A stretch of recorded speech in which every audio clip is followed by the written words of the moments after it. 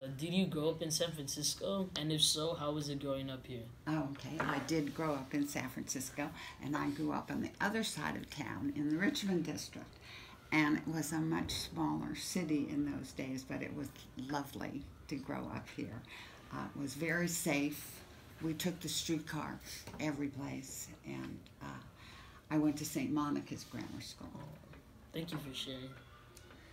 We understand that your aunt was a Sister of Mercy here at St. Peter's. How did you feel when you came to visit her at St. Peter's? What are some of your fun memories? She was here. She was here at 2 different times in my childhood, and I loved coming to visit her. The second Sunday of every month was visiting Sunday for all sisters, no matter what order they were in, and the seminary also. So I had 2 aunts in the convent, one in Sister of Mercy and one in Presentation. So we used to have to go to 2 convents, or we used to go down to 24th Street and get an ice cream, and this was a whole new neighborhood to us. Thank you for sharing. Women, because they do their apostolate, or their mission is twofold: education and also hospital or medical. So they're very inspiring.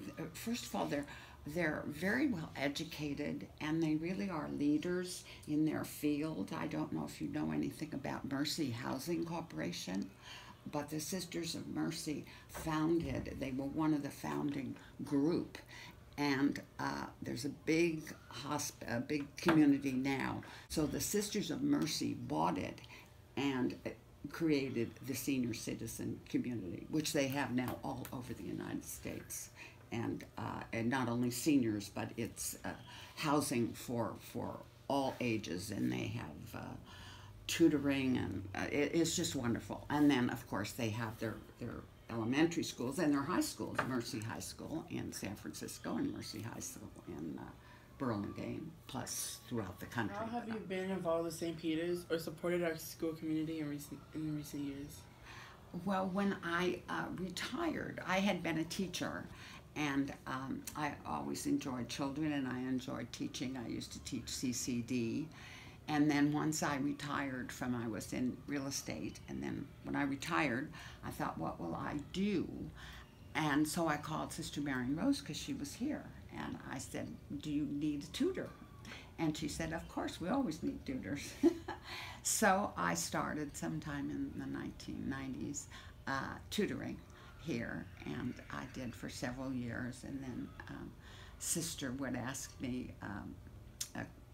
sometimes if things came up that, for my opinion on something, not particularly education, but maybe fundraising or something like that. And then when she and Miss Butler formed their advisory board, they asked me if I would serve on it, and I said yes. So that was very interesting, and I enjoyed that. Why are you so committed to Catholic education?